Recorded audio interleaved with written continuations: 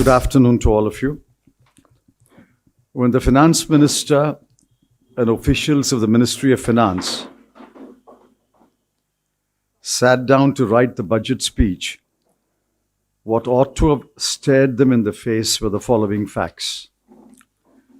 India's economy is not recovered yet to the level of the pre-pandemic year of 2019-20.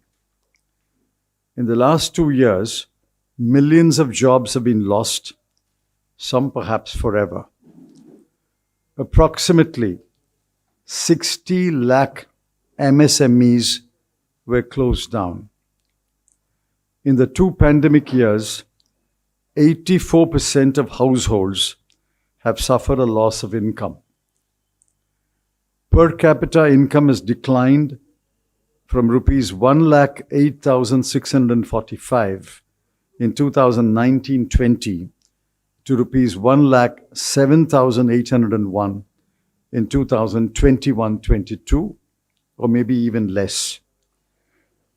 Per capita expenditure has declined from rupees 62,056 in 2019-20 to rupees 59,043 in 2021-22. An estimated 4.6 crore people have been pushed into extreme poverty. Huge learning loss among school children, especially children who live in rural India and are enrolled in government schools.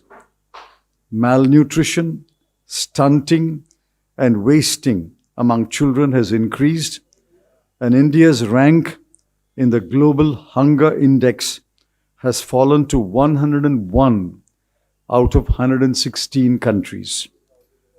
The unemployment rates have reached 8.2% for urban and 5.8% of rural workers.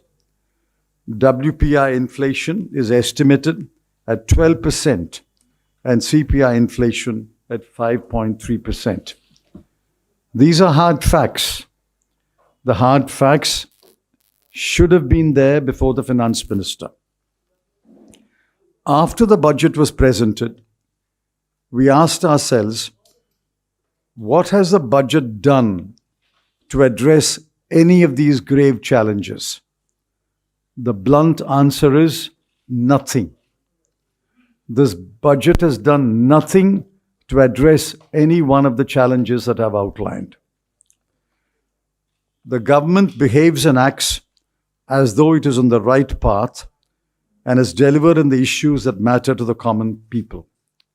This is false. This is also bull-headed obduracy. This also reflects the government's contemptuous disregard of the burdens and sufferings of the people. I was astonished, shocked, that the Finance Minister was outlining a plan for the next 25 years, which he called the Amrit Kal. The government seems to believe that the present does not need any attention, and the people living in the present can be asked to wait patiently until the Amrit Kal dawns. This is nothing but mocking the people of India, especially the poor and the deprived. There was not a word in the speech about any cash assistance to the very poor who've been pushed into extreme poverty and suffered immensely during the last 2 years. Not a word for those who had lost their jobs. Not a word about creating jobs for those whose education stopped at some stage at the school level. Not a word about reviving MSMEs that had shut down. Not a word about distributing more food to combat malnutrition and hunger. Not a word about cutting indirect taxes, especially GST, to contain inflation and bring down the prices of goods. And not a word about giving tax relief to the tax-paying middle class or the tax-bearing head of a household.